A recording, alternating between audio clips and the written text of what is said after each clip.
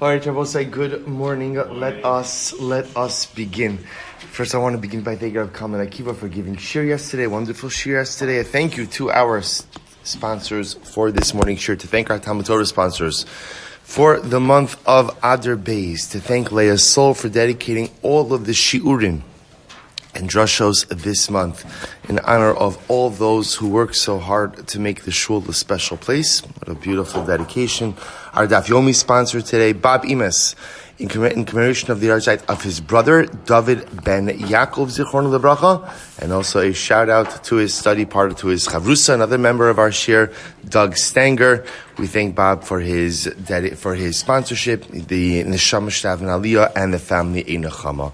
And also with that, let us begin. Today's daf is Daf Chav Gimel. I know you got a little bit further down on Chav Gimel, a couple of lines, but let's just actually back up just to the two dots on Chav Beis Amud Beis. This way we'll just begin the sugya from anew, keep the flow going. So we left off with the following idea. No se'es hamedrus, no se'es hatruma v'alo as hakodesh. So remember, we saw the case that halacha l'maisa, one of the interesting distinctions in Mishnah between truma and between kodesh is that if a person is carrying medrus, so remember again, we've defined medrus as tuma that comes about as a result of a zav supporting his weight on something. So the example that Rashi gave in the Mishnah, and we'll see why Rashi gave this example, because the example of the Gemara is the shoe of a zav, right? So a zav obviously supports his weight in his shoe.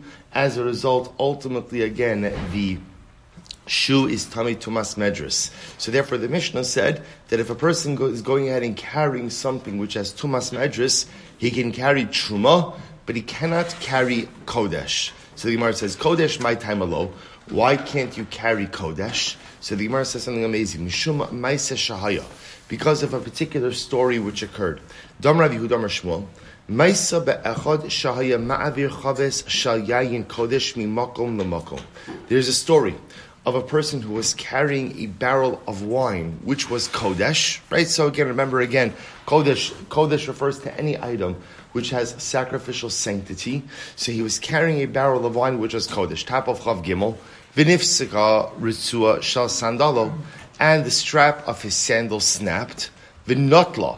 So therefore, what happened? If your strap of your sandal snaps, you can't wear the sandal. You have no choice but to carry it. So v'notla. V'henicha al pi chavis, and he placed it on top of a barrel. Now remember again, this was the barrel in which he was carrying Kodesh wine. Now we'll say a couple of things over. Look at Rashi.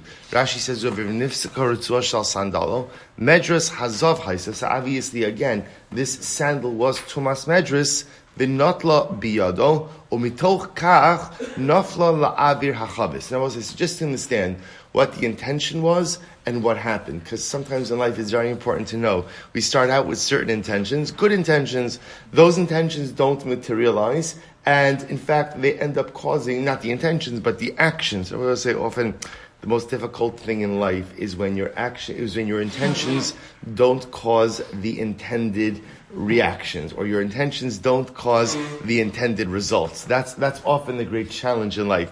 So in this case over here, this guy has good intentions. His intentions are to go ahead and place the shoe on top of the barrel. Now Tosas points out we have to be talking about what kind of barrel?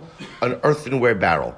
Why does it have to be an earthenware barrel? Because an earthenware barrel only becomes tamei from the interior, not from the exterior. So it must have been the following case. He has an earthenware barrel, right? And therefore, again, his goal is to place the shoe on top of the barrel. No problem, right? Because even though the shoe is tamei tumas medrus, ultimately earthenware klicheres only becomes tamei me'aviro, from the interior airspace. So keep the shoe on top of the barrel. This way I could transport the shoe. The wine inside the barrel is totally fine. So what happened? Of course, again, what ends up happening? The shoe slips to the interior of the barrel. Whether the shoe falls into the wine or whether the shoe just is hanging in the airspace is the same thing. Once it's in the airspace of a klichares, the contents of the klichares become tamei. So therefore we'll say, so what ended up happening is, well-meaning guy, well-intentioned guy, wanted to be careful ultimately again with the wine inside of the klichares, shoe slips inside, wine becomes tameh. So I'll say something fascinating happens here. Ba'osa Shah Amru, in that moment, Chazal were gozer. And what was the gzera? What did they say? Hanose es hamedris, nose es hatruma, avalo es hakodesh. So I'll say, in that moment, they made a decree. What was the decree? That if you're carrying an item that has tumas medris, you can go ahead and carry along with it truma, but you cannot go ahead and carry along with it kodesh. So I will say, this was their gzera. They will say, what's fascinating about this is that, remember again, it sounds like from the Gemara, how many times did this happen? Right? Now, I'm sure it happened more than once. But it wasn't like everyone and their brother was dropping their tummy shoe into a barrel of Kodesh wine. Right? So, remember, the thing to remember with all of this is as follows, which is that you see clearly that the theme here is that Chazal go the extra mile in preserving the sanctity and holiness of Kodesh. This is all, right? This whole sugya is about chumras regarding Kodesh that we take to preserve the sanctity. As we said again 2 days ago, the holier something is, the more sensitive it is to tumah. The holier something is, the more precautions we take to maintain its proper sanctity. So the Gemara says, okay, I understand the gzera, ihachi trumanami. So why not go ahead and also include truma? In other words, why don't you say that halacha l'maisa, same way that you can't carry something that has tumas medris along with kodesh, you also can't carry something that has tumas medris along with truma, right? To which the Gemara says, Hamani Bosi, this is absolutely fascinating. Because whose opinion does this reflect? Rabbi Chananya ben Akavya. This is Rabbi Chananya ben Akavya. Then I will say, now what does Rabbi Chananya ben Akavya say? Da amar lo asru ella biyardein ubisfino ukemaise shahaya. Because Rabbi Chananya ben Akavya holds that they will only go there on a boat on the Jordan River, just like what occurred. Okay, what are you talking about? Maihi. So before we go on, just take a quick look at Rashi, because Rashi helps to frame this. Rabbi Chananya ben Akavya, Da'amar Komakom Shegazu Chachamim al Davar Maisa Shahaya. Shekol Makom Shegaz Komakom Shegazu Chachamim al Davar al Maisa Shahaya. Lo Gazu Ela Kidugmas Hamaisa Ukeosa Davar. Hilchach b'kodesh chaya ma'isa b'kodesh chazu. But Rabbi Chananya ben Akavya says something which is so fascinating, which seems to normally fly in the face of the way we see how Chazal legislate their laws. Rabbi Chananya ben Akavya said that when Chazal make a law, they only make their law to mimic and to mirror the exact scenario which gave rise to the problem. They both say, why is this fascinating? This is fascinating because generally we like to think that when Chazal institute a halacha, they institute it in what we call a low plug. Low plug means we don't distinguish between this case and that case. We create a halacha, create a framework, and the framework applies. Rabbi Chananya ben Akavya has an alternate version of this, and in his version, no. Chazal only make halachas or gzeros regarding specific scenarios, and therefore their gzeros only apply to specific scenarios. We'll tie this back in just a moment, but where does Rabbi Chananya ben Akavya say this? Listen to this. Mahi disanya. But say this is such a fascinating case. Lo yisa adam mechatos ve'ifer chatos ve'yavirim biyardein ubisfina. So let's listen to this. A person should not carry mechatos. Remember again, mechatos is the actual mixture of ashes of para aduma with the spring water. Efer chatos refers to the ashes of the para aduma. A person should not carry these items, right? Ve'yavirim biyardein ubesfina, should not carry them across the Jordan River or in a boat. V'lo yamod bitzad zeh v'yizrikim l'tzad acher. Nor should you take ashes of paraduma or water paraduma and throw it from one bank of the river to another bank of the river. V'lo yishitem al penei hamayim. Nor should you float them across the water. V'lo yirkav al gabi behema. You also shouldn't put paraduma, water or ashes, on the back of an animal. V'lo al gabi chavero, nor on the back of your friend. Ele imkin haya raglov nogos bekarka. I will say, rather, again, halacha lemaisa, the Tanakam, the first opinion says over here, the only way to transport ashes or water of paraduma is with your own koach and with your feet planted on the ground. All right. Aval ma'avir agabe agesher. But what can you do? You could transport paraduma paraphernalia, right? Either again water or ashes over a bridge. Ve'ina choshesh. Right, so we'll say, so by the way, why does that have to add in the bridge? Because technically speaking, the bridge is that my feet planted on the ground, right? On one hand, again, it's going over the air, right? It's a bridge, right? But Lemaisa, the Tanna Kama says, no, that's called having your feet firmly planted on the ground. Echad hayardein ve'echad sharanaros. And I will say this gzera applies both to the Jordan River as well as to any other body of water. Now take a look at Rashi.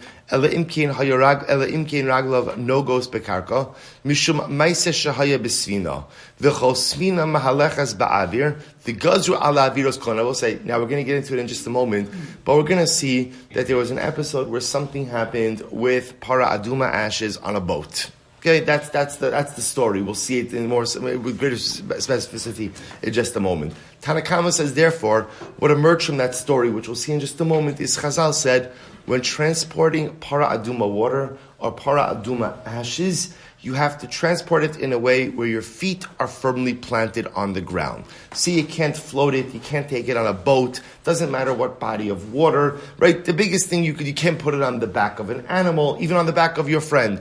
You have to transport it yourself with your feet firmly planted on the ground. Okay, we'll come back to the sheet in just a moment. The Gemara says, Rabbi Chananya ben Akavya Omer, Rabbi Chananya says, no. Lo asru ella biyardein ubisfino ukemaise shahaya. Rabbi Chananya ben Akavya says, no. The only thing that's asr is you can't transport water or ashes of para aduma on a boat across the Jordan River. That's the only thing you can't do. On a boat across the Jordan River. So in other words, you want to put it on the back of an animal, you put it on the back of an animal. You want to go ahead and put it on a boat, take it on a boat across the Indian Ocean, that you could do. You just can't do it on a boat across the Jordan River. Now both say, it's so intriguing. What happened, right? That's what we want to know. What happened over here? So say, watch this. So the Gemara says, my maise shahaya. What was the story, right? What is it that occurred? My maise shahaya. Then Rabbi Yehuda Marav, listen to this. Maisa ba'adam echad shaya ma'avir mechatas ve'efer chatas biyardina besvina. One time there was a guy, we'll just call him Ruvain. So Ruvain is going ahead and transporting water or ashes of para aduma. And what happened? He was transporting it on the Jordan River, biyardein ubesvina, and on a boat. And what happened? V'nimtza kizayis meis tachov bekarki isa shel safina. And what did they find? They found the kizayis of a corpse on the bottom of the ship. It happens, right? It happens. So I'll say, so now what happened? So now we have a real problem. What's the problem? They just found the kizayis of a mace, right? And remember again, a kizayis of a mace has the ability to convey tumas mace, right? Avi avos hatuma, which now means the entire paraduma invalid, which I will say is a very, very, very big deal. A very big deal. Because remember again, water, ashes, by the way, when I say water is the mixture of the water and the ashes versus the ashes by themselves before being mixed with the water. Remember again, we all know that para aduma is a rare commodity. So a notion of a batch of para aduma becoming invalid because of contact with corpse tuma is a major issue. So therefore we'll say, what happened? What happened? Now again, this is a singular story, right? This sounds like it happened how many times? Once. But nevertheless, there's a reason why it happened once. Amru lo yisa adam mechatas ve'efer chatas ve'ya'avirim biyardin bisina. In that moment, they legislated that a person is not permitted to go ahead and transport the ashes of para aduma in a boat on the Jordan River. So we'll say, so let's pause here for just a moment. So now let's take a step back and look what's happened over here. How do we start, right? How do we start this journey? The Mishnah told us that halacha l'maisa, I am not permitted to transport an item that has tumas medris together with carrying kodesh, right? So if I'm carrying kodesh, I'm carrying an item of sacrificial sanctity, I cannot go ahead and carry the shoe of a zav. Just to give a simple example, tumas medris. Okay, to which the Gemara says, why not? Why not? The Gemara says, because there was a story. There was the guy. What did the guy do? He was carrying a bottle of Kodesh wine. His sandal snapped. He had a sandal that was Tamei Tumas Medris. Again, remember, he didn't impact the Kodesh wine. Why didn't he impact the Kodesh wine? Let's just get all the facts here. Why didn't he impact the Kodesh wine? Because remember, not simply because it was closed, because closed is not enough. What was the barrel made of? Earthenware, cheres. Remember again, cheres only becomes tamei from its avir, from its interior airspace, not externally. So you could be tamei tumas medris, still transporting that barrel, and everything is fine. Sandal snaps, he puts the sandal on top of the barrel, still, everything fine. What happened? Sandal falls in. Sandal falls in, whether it fell into the wine, into the airspace, it doesn't matter, it's the same thing. Sandal falls into the airspace of the barrel, now the Kodesh becomes tamei. In that moment, they said that halacha l'maisa, you can't carry tumas medris together with kodesh. To which again, the Gemara says, so why not truma also? So now we understand, to which the Gemara says, because this Mishnah reflects the view of Rabbi Hananya ben Akavya. What does Rabbi Hananya ben Akavya say? Every single time Chazal were gozer, because of a particular situation, they only apply their gzera to what? To what? To the exact same situation. Where is the shita of Rabbi Hananya ben Akavya from? Para Aduma. Because Rabbi Hananya ben Akavya said there was the story. Everybody agrees with the story. The guy transporting ashes of Para Aduma, it turned on a boat on the Jordan River. There's a kizayis of mace in the boat, whole batch is tamei. At that point, from that, Rabbi Hananya, so again, the Tanakama said, from that point on, Chazal said, you can't transport ashes of paraduma without your feet firmly planted on the ground. So you can't put it on a boat, on any river. You can't put it on the back of an animal. Rabbi Hananya ben Akavya said, no, the Gezerah only applies to the same exact case. So what can't you do with waters of paraduma? You can't take them on a boat in the Jordan River. So our Mishnah reflects the view of Rabbi Hananya ben Akavya and says that what can't you carry with Tumas Medris? Only Kodesh. Only Kodesh. It just doesn't apply to Truma because ultimately the story happened with Kodesh and not with Truma. Good. Rabbi say that's the full circle. It is interesting, Rabbi say, if you think about it, that in the sheet of the Chachamim, of the Tanakama, by the Paraduma case, what do they say? You can't, the Lashon here is so profound, you can't transport the ashes of the paraduma and the imkin raglov nogos bekarka, unless, of course, your feet are firmly planted on the ground. And I will say, what an incredible metaphor for life as well. Paraduma represents tara, represents purity. You cannot go ahead and achieve a level of purity unless your feet are firmly planted on the ground. So I will say, unless, of course, I have a real plan for life, unless, of course, I have a real vision, unless, of course, I have a real derech, right? If my feet are firmly planted on the ground, I can achieve tara. I can achieve a high level of purity, a high level of accomplishment. But if I'm floating around, right, I'm on boats, I'm on water, I'm on the back of animals, my feet are not firmly planted, it's impossible to reach a level of Tara. Such an incredible yisod. So the Gemara goes back to Yibayluhu, sandal tamei, Yibayluhu, sandal tamei, sandal tar, mahu, chavis psucha, chavis stuma, mahu. So we'll say, now some interesting, so the Gemara now gives some variations. Look at Rashi. Ibaylu sandal tamei, hada amrit the gazra alav shalo yisa kodesh imo, sandal tahar mai. Mi gazer sandal tar atu tamei olo. So we'll say, seriously interesting shaila. We now know that the gzera ultimately is about a sandal tamei. But is there an issue about resting any sandal on top of a barrel? Right? In other words, we should just make a gzera that you shouldn't rest a sandal on top of a barrel of anything, or at least a barrel of kodesh, right? Chavis psucha, chavis tuma. Now remember again, in the story in question, the item fell into the barrel. So halacha l'maisa, we know that the gzera will be on an open barrel. What about on a closed barrel? So you say, obviously, in the story that happened, it must have been an open barrel. Because if it was a closed barrel, the sandal would have never fallen in. So we're just asking, how far does the gzera apply? Right? If at the end of the day, the sandal is not tamei, did Chazal say you just can't put any sandal on the barrel? Or what happens again if the barrel is closed? If the barrel is closed, right, where there's no concern that the sandal is going to fall in, can you put the sandal on top of the barrel? So Mahu, Rabbi Ila Amar, Im Avar V'Nas, skipped, Avar V'Nas Mahu. Both say, what happens, what about the following case? What happens if you're in violation of the gzeira. So I will say the gzeira, as we know it, is that halacha l'maisa. You can't hold tumas medris together with kodesh. What happens if you did?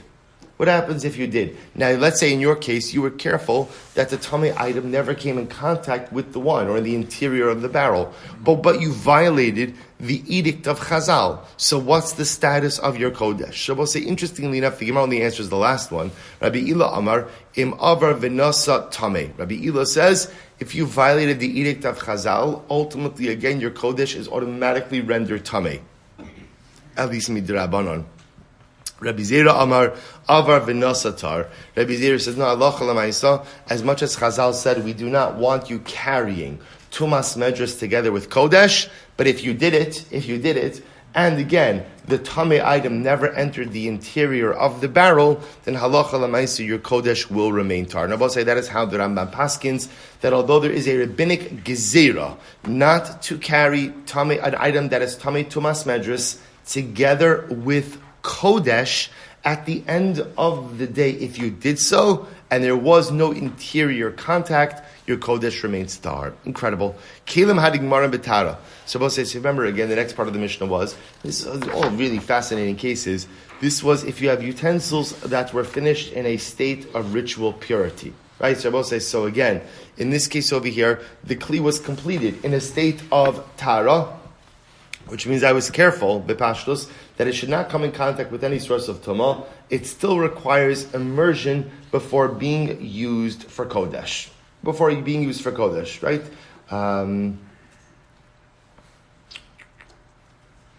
Kelim had Gemara B'Tara, Tzrichen Tefillah L'Kodesh Avalo L'Truma. Good. So we'll say, let's analyze. So the Gamrido Man. So we'll say, let's analyze this, because this is a strange case. Because we'll say, think about this for just a moment. What the Mishnah is saying is, I'm making a Kli, and I've been careful with it. I've been careful with the Kli from the moment that it was finished. Because remember again, a Kli only becomes receptive to Tumah when it's completed. Right? Before it's completed, it's not receptive to Tumah. So I've been careful with this Kli from the moment it's been completed. So therefore, it's never come in contact with any type of Tumah. Yet you still have to immerse it before using it for Kodesh. So the Gemara says, I don't understand. The Gamidu man, who's finishing the Kli? If you're telling me that a chaver, who's someone who is vigilant with Tumah and Tara, finished the Kli, why would it require immersion? Rather, it has to mean that an Amaretz finished the Kli. If the Amaretz finished the Kli, is that called being completed in Tara? Right? So remember again, this whole sugi is all about, again, the fact that Amaretz is not careful with Tumah and Tara. So that couldn't be called Nigmar Mitara. Amra Bar Shila, Amra Mastam, Shmuel Olam, Digaminu Chaver. This is fascinating. What's the case? The case is where a Chaver finished it. Shabbos said, this is interesting. So a Chaver, right? Chaver is someone who is well versed in the halachos of Tumah and Tara. So a Chaver finished the Kli. And he's been guarding, literally, he watched the Kli to make sure that it doesn't come in contact with any type of Tumah. If that's the case, then why does it require immersion before being used for Kodesh? Listen to this. Umishum tzinura da'ama aretz dinafal.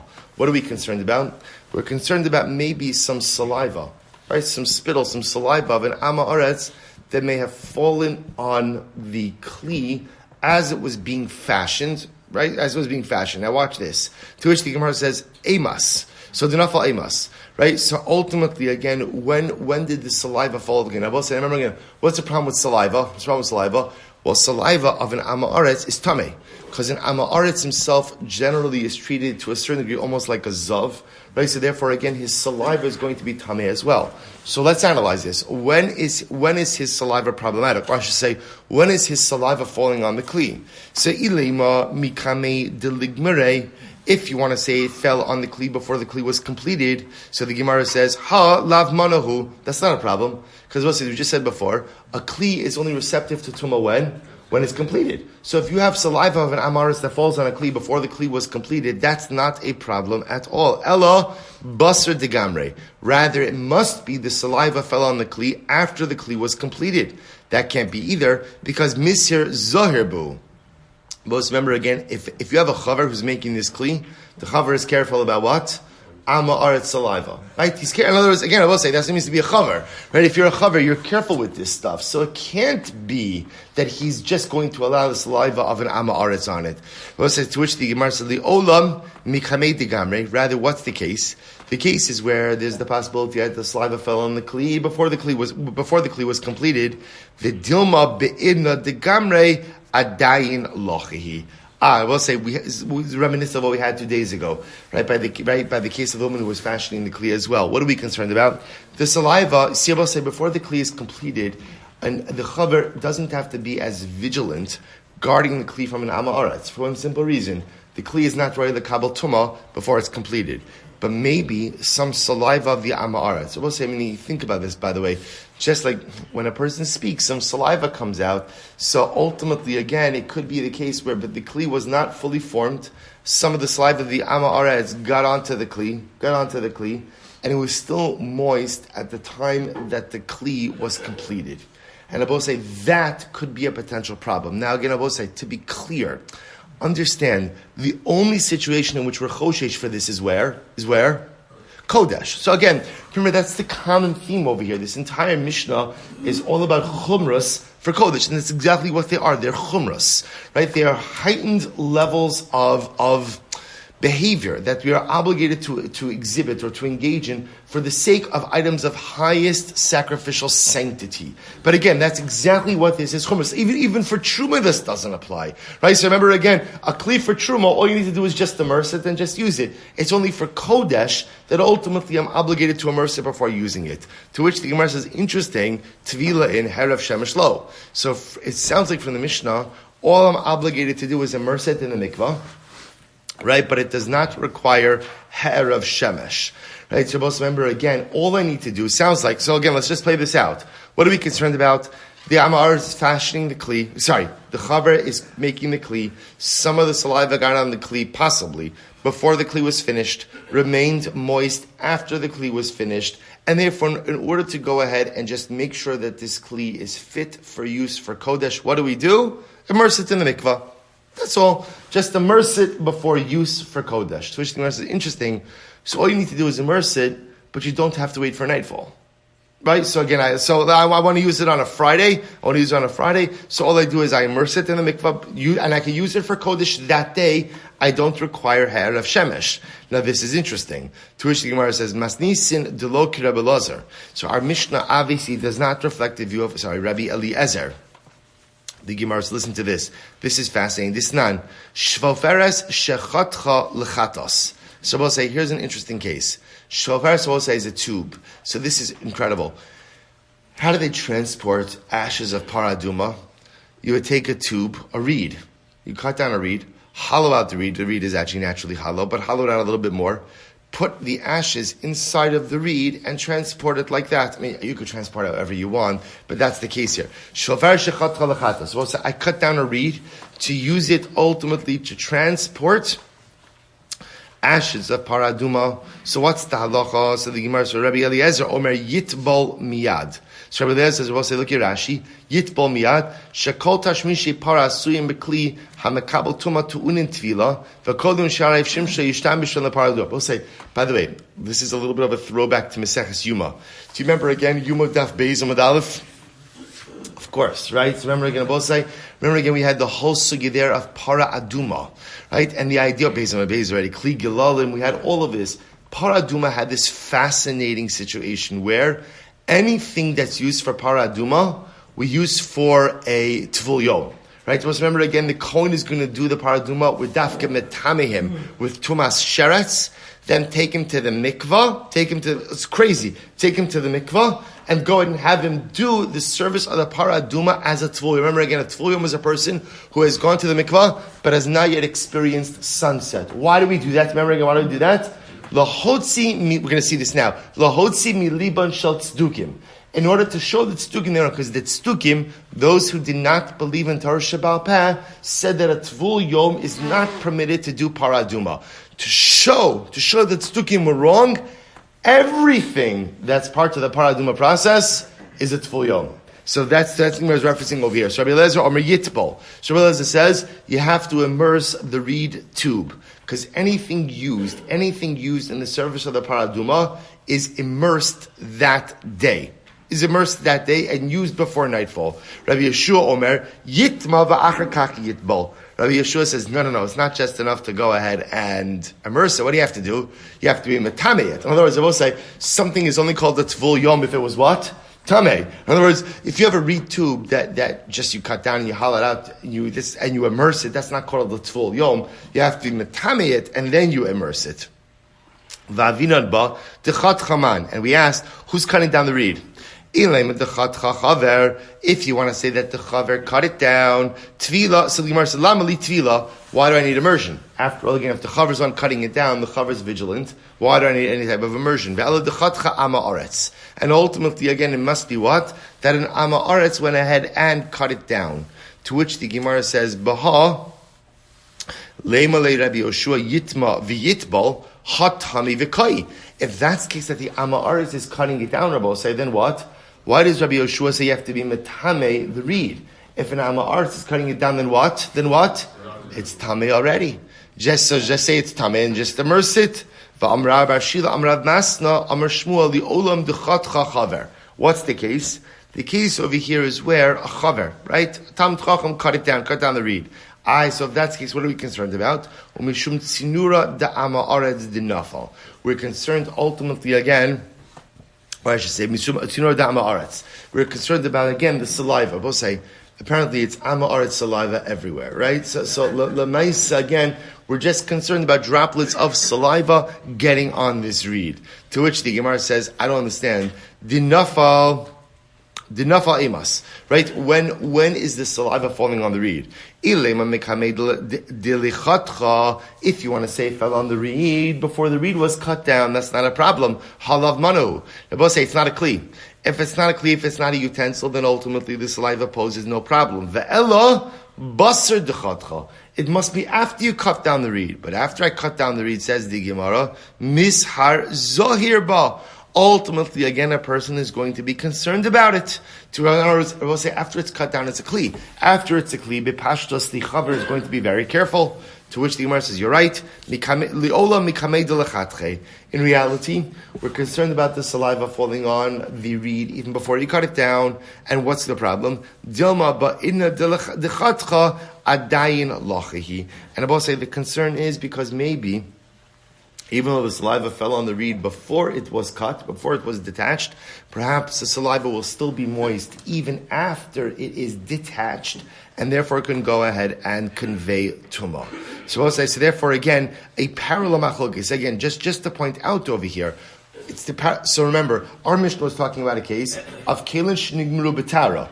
You have a kli that was fashioned and fully formed and completed in a state of ritual purity. Yet the Mishnah said what? What are you obligated to do? You have to immerse before using it for kodesh. Why? What are we concerned about?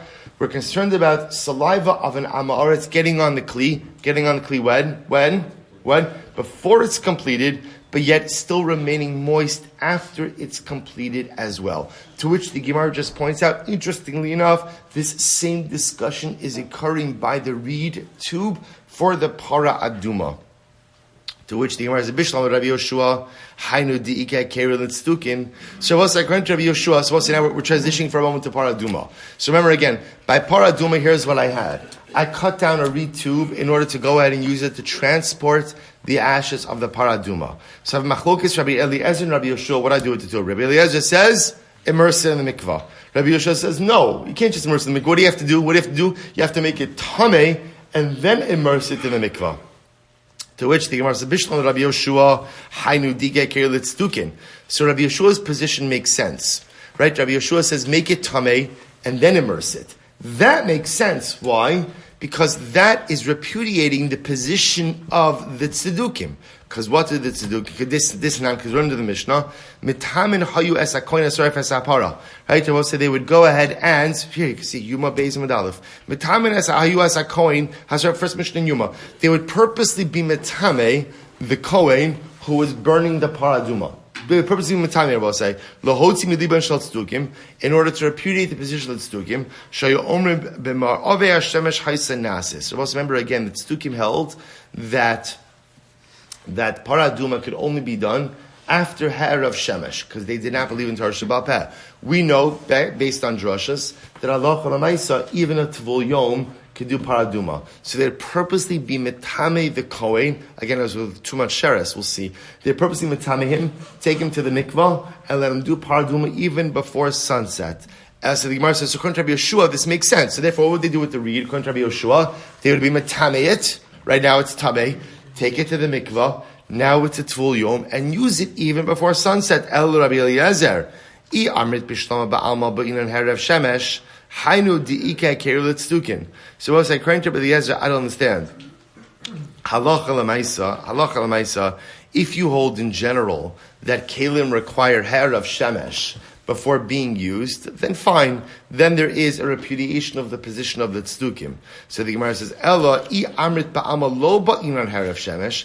But in general, halacha l'maisa, again, you don't require harav shemesh. That again, kelim that are finished b'tara can be used immediately. Then my haker l'tzdukin ika. Then at the end of the day, how does his approach repudiate the position of the tzdukim? Amarav Amabeis, Rav says, aso kitame sheretz. So ultimately, again, they made it like tumas sheretz. Now we'll say, now what does that mean? Take a look at Rashi. Tab Rashi Chav Gimel Amudei says Rashi, Asur Kitami Sheretz, the Olam Ba'alma, Lo Bai Herav Shemesh, Rabbi Lazar Lekelim, Hagimar Matara. In reality, I will say, in general circumstances, Rabbi Lazar does not, when you have Kalim that are finished Betara, Rabbi Eliezer does not require Herav Shemesh before using them. Va'afilu Hachi Ike Kera, Lefi Sheshvofere Shalchatas, Aso Ki'ilu Nagan B'Sheretz, Le'inyan Minyan Rishon B'Sheni. Hilchach ilav de paranasis betfula yom haisa tzricha harav shemesh. I will say this is fascinating. The Gemara suggests that according to Rabbi Eliezer, this tube, this reed tube being used for paraduma, Chazal made it like it came in contact with the sheretz. They endowed it with sheretz tumah. And therefore, again, I will say, therefore, once you take it to the mikvah, you've taken care of the sheretz tumah. It's a tvul yom, and it's okay for use. So I'll say, so again, just understand the incredible chiddush over here. We're gonna delve into this a bit. So according to Eliezer, it's not tamei. It's not really tamei, but they made it like it's tamei, right? They endowed it with tumas sheretz. To which the Gemara says, okay.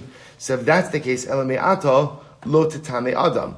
So I'll say, if that's the case, that they only made the reed like tumas sheretz, then lamaisa, again, it should not convey tuma to a person. If that's the case, alamatanya chotcha umatbila ta'un tvila. Right? So ultimately, we'll say, if that's the case, then why does it say that the person who cuts down the reed has to what? Has to go to the mikvah as well. Quite fascinating. Right? Look at Rashi. Elame ata de lo asua ela kitame sheretz lo titma adam.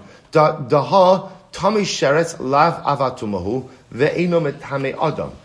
Lo matzinu tuma le adam lekilim anogim betame shekibel tuma me'achirim chutz mitame meis. So we'll say, if that's the case, that according to Rabbi Eliezer, the chiddush over here is that Chazal said when you cut down the reed to house the ashes, Chazal conferred upon it a level of tumas sheretz. Well, tumas sheretz doesn't convey tumah to people, right? If that's the case, then the person who touches the reed shouldn't become tamei. Here's the problem. The problem is the Brisa says the person who cuts down the reed has to go to the mikveh as well. So we'll say, watch this. Ve'ela, this is really fascinating.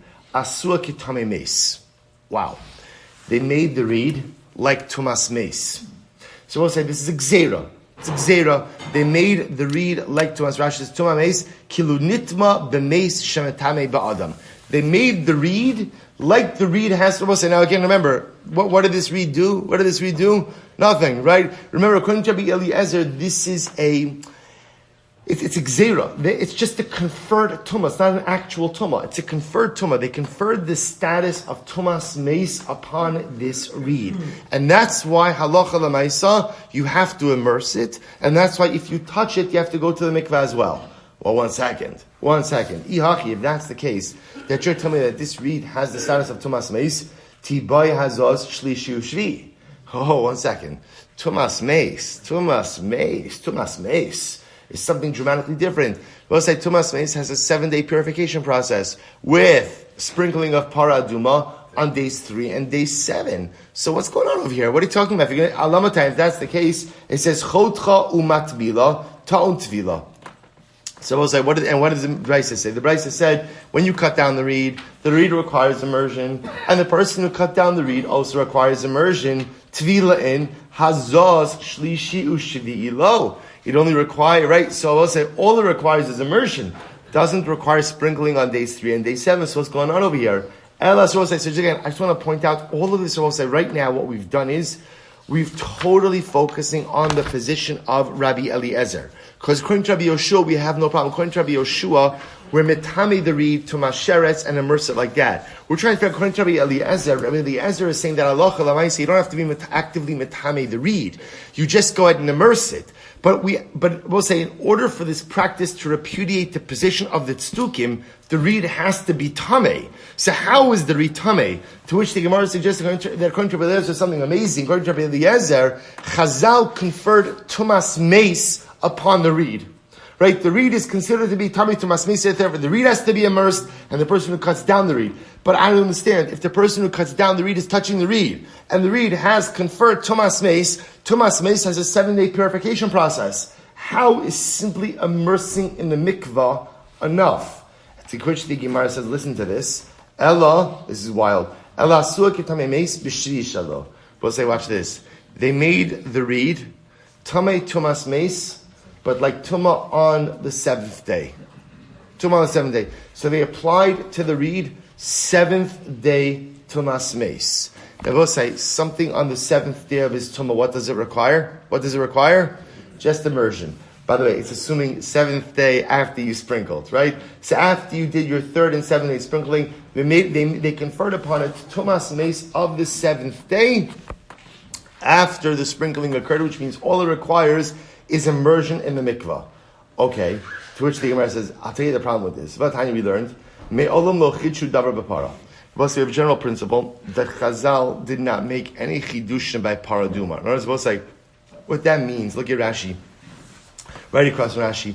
The Gemara says, Lo chidshu davar b'para, afa pisha asuba mailas harbe, b'shal zilzul shayba mitam and koina, sarfala asosa tevol yom, lo chidshu b'gzer zal zar chidshu. Listen to this, very quickly. Chazal did, as much as Chazal were machmir with paraduma, they did not invent new levels of tumah. And this sounds like a new invention of tumah. To which Abaye, Shalo Amru Kardum Tame Moshka. For example, Abaye says, no one ever said that a shovel becomes Tame Tumas Moshav. Both say, what's Tumas Moshav? If a Zav sits on something, even if he doesn't have direct contact, let's say he sits on a pile of cushions, the entire pile becomes Tame. But I both say, Tumas Moshav only applies to something that you normally sit upon. For example, if a Zav sits on a shovel, the shovel does not contract Tumas Moshav. Kidisanya, Vayoshev ala kli, Vayoshev, right? The pasuk says, Zav sits on a kli, it becomes Tamei Tumas Moshav. Yachol kafa sa'a v'yashavala tarka v'yashavala yei tamei. You might have filled it if you take a measuring utensil. Sa'a is measuring utensil, tarkov is measuring utensil, and you overturn it and you sit on it, then it will become Tamei. Tamun lobar Vayoshev ala kli asher yeshev alav yitma. Mishem yuchad liyeshiva, Yotza zeh she'omrim lo amod v'na'aseh melachtenu. See, I will say, interestingly enough, Tumas Moshav only applies to something that is normally fit for sitting. So, for example, to say that Tumas Moshav should apply to a shovel that the Zav sits on, I will say, that's a Chiddush. So, what the Gemara is suggesting is as follows. That halacha l'maisa, when we say that Chazal don't invent new levels of Tumah, that's invention of things that don't exist. What they can do are manipulate categories that already do exist. So, for example, Abosai, the ability to say, according to Rabbi Eliezer, the ability to say that the reed has the Tumah status of Tumas Meis of day 7 after the sprinkling has occurred, which means all that it requires is what? is tevila, is not a new category of tumah. It's just simply a manipulation of an already existing category. That Chazal are allowed to do. Creation of new categories, you can't do. Ultimately, manipulation of existing categories, you can do. And therefore, I will say again, it turns out that in the Machlokes Rabbi Eliezer and Rabbi Yoshua, that ultimately, again, you have Rabbi Eliezer saying that Allah Lamaisa, you don't have to actively be metame the reed. Why not? Why not?